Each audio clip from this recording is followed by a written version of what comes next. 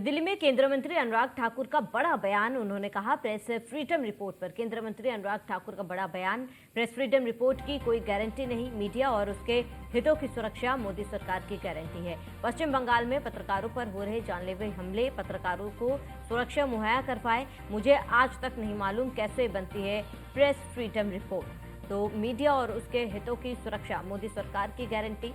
बड़ी खबर आपको बता रहे हैं, जहां पश्चिम बंगाल में पत्रकारों पर हो रहे जानलेवा हमले और ममता सरकार पत्रकारों को सुरक्षा मुहैया करवाए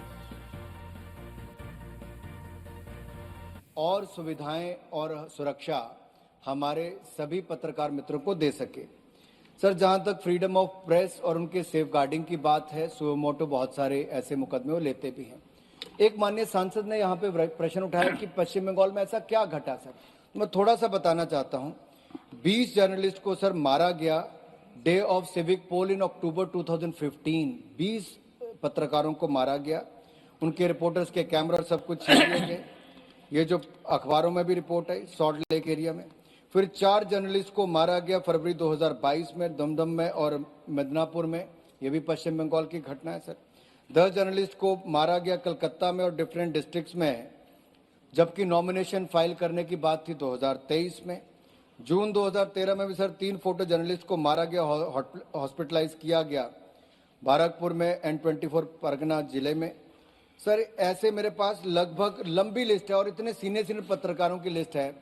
मैं नहीं चाहता कि मैं पूरी लिस्ट पढ़ के बताऊं, लेकिन ये चिंताजनक स्थिति है कि लोकतंत्र में अगर पत्रकार अपने आप को किसी राज्य में असुरक्षित महसूस करें तो ये सवाल खड़ा करता है लॉ एंड ऑर्डर सिचुएशन पर।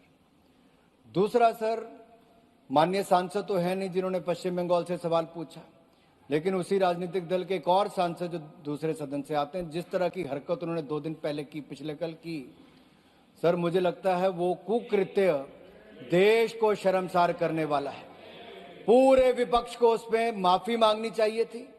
जो किया गया, ना केवल सर को कुकृत्य उनका, बल्कि जो फिल्म बनाई गई जिस एक सीनियर पॉलिटिशियन ने किया, उसके कारण भी सर नाम पहले ही ऐसा हो चुका है कि उसका नाम लेने का कोई फायदा नहीं है। नाम बड़े और दर्शन और काम तो हमने सबने देख ही लिए सर कैसे हैं। लेकिन दुर्भाग्य है सर कि संवैधानिक संस्थाओं पर कीचड़ उछालना और संवैधानिक पदों पर बैठे व्यक्तियों पर इस तरह से कुकृत्य करना, इससे बड़ा दुर्भाग्यपूर्ण काम कोई और लोकतंत्र में नहीं हो सकता। सर, काश उन्होंने दोनों सदनों में आके विपक्ष ने माफी मांगी होती, लेकिन नहीं मांगी। देश माफ नहीं करने वाला सर, लोकतंत्र में जनता सबसे बड़ी होती है, वो इसका जवाब देगी ही सर।